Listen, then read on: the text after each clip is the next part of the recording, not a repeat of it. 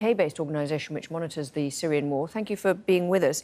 So the suggestion is that a lot of them will be heading towards Idlib. What awaits them there? Thank you, Lauren. We believe that the regime will not stop in Aleppo. He moved after Daraya to Aleppo, and he's going to move also those troops, those militia, which is they are now fighting together to other province, maybe to Idlib, and after Idlib to Eastern Ghouta or whatever, until this continued to cover the whole Syria.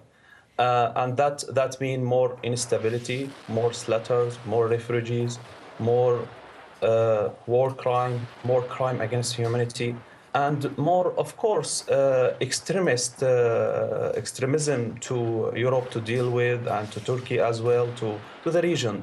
So this will gonna to continue until this is the dogma of the regime, and as well the Iran decisive win toward or against the population who is joined to this uprising. So this is will continue.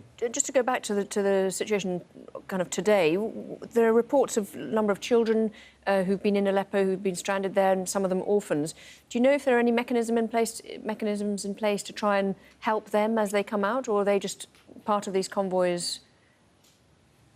No, those are part from this convoys, unfortunately. And we heard that the way itself still unsafe.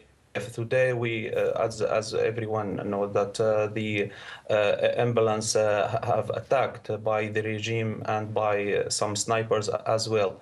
So, what is the destiny for those also? And by other hand, on the other side, there is enough medical care?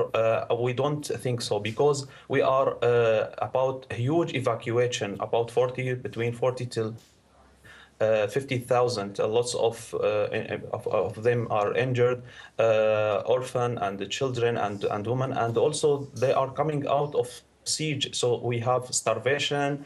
They are feeling unwell and different kind of illness.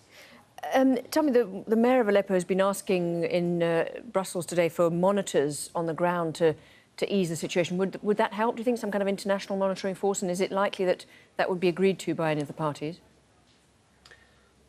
I think this will it will be more useful, and it will be welcomed from our side, of course. The monitoring and any kind of monitoring, it will be very welcomed. But I don't think that the regime will accept that.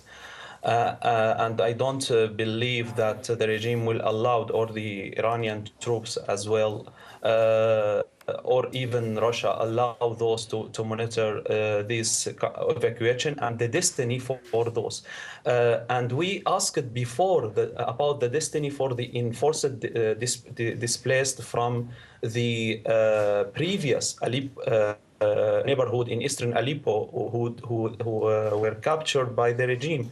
Now we are speaking about only 5%. How about the 95% who's captured? What happened for these population who were resident in those neighborhoods?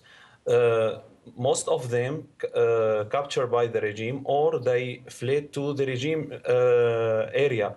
What is their destiny? Part of them are arrested in school in Al-Sakhur neighborhood and other camp, but who will monitor the destiny for those as well? We are afraid about, and we hear that we get news, and we need to more verification about summary execution and swiftly execution, and about torture, about and we believe that their destiny, those will join to the machine of enforced disappearance in Syria. OK. Fadel Abdulghany, thank you very much indeed for taking the time to talk to us on Al Jazeera.